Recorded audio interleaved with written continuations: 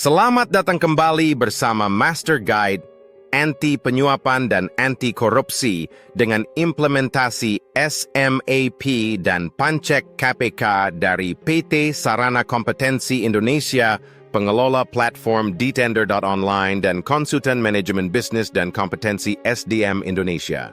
Selamat datang di video kami tentang dasar-dasar SMAP atau Sistem Manajemen Anti Penyuapan.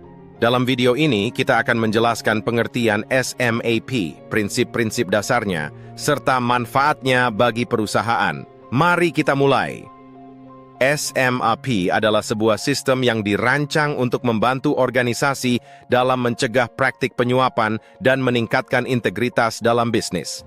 SMAP ini memberikan kerangka kerja bagi perusahaan untuk menilai risiko penyuapan, menetapkan kebijakan, dan menerapkan prosedur yang efektif untuk menghindari pelanggaran. SMAP memiliki beberapa prinsip dasar yang perlu dipahami, antara lain, pertama, komitmen manajemen. Manajemen harus menunjukkan komitmen yang kuat terhadap pencegahan penyuapan dengan memimpin contoh. Penilaian risiko. Perusahaan perlu melakukan penilaian risiko secara berkala untuk mengidentifikasi potensi risiko penyuapan dalam operasi mereka. Kebijakan dan prosedur. SMAP harus mencakup kebijakan dan prosedur yang jelas untuk menangani situasi penyuapan. Keempat, pelatihan dan kesadaran.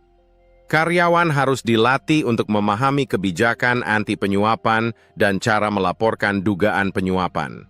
Kelima, pengawasan dan audit. Implementasi SMAP harus diawasi dan dievaluasi secara berkala untuk memastikan efektivitas dan kepatuhan. Dan SMAP memiliki banyak manfaat, antara lain, mengurangi risiko penyuapan. Dengan sistem yang tepat, perusahaan dapat mengurangi kemungkinan praktik penyuapan terjadi. Meningkatkan reputasi. Organisasi yang menerapkan SMAP cenderung mendapatkan reputasi yang lebih baik di mata publik dan mitra bisnis. Ketiga, memenuhi regulasi SMAP membantu perusahaan mematuhi peraturan dan standar yang ditetapkan oleh pemerintah dan lembaga pengawas. Keempat, meningkatkan kepercayaan stakeholder. Dengan menunjukkan komitmen terhadap integritas, perusahaan dapat membangun kepercayaan dengan pemangku kepentingan, termasuk pelanggan dan investor.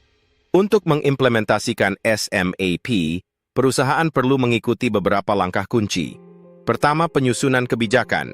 Menyusun kebijakan anti penyuapan yang jelas dan mudah dipahami. Kedua, pelatihan karyawan, melaksanakan pelatihan rutin untuk semua karyawan mengenai kebijakan SMAP dan pencegahan penyuapan. Ketiga, audit dan evaluasi, melakukan audit berkala untuk menilai efektivitas sistem dan memastikan kepatuhan terhadap kebijakan. Keempat, membangun saluran pelaporan. Menyediakan saluran yang aman bagi karyawan untuk melaporkan dugaan penyuapan tanpa takut akan balas dendam. Namun penerapan SMAP tidak selalu berjalan mulus. Beberapa tantangan yang mungkin dihadapi termasuk: pertama, resistensi dari karyawan. Beberapa karyawan mungkin merasa tertekan atau tidak senang dengan kebijakan baru. Kedua, kurangnya sumber daya. Perusahaan mungkin mengalami kesulitan dalam menyediakan sumber daya yang cukup untuk implementasi. Ketiga, keterbatasan pengetahuan.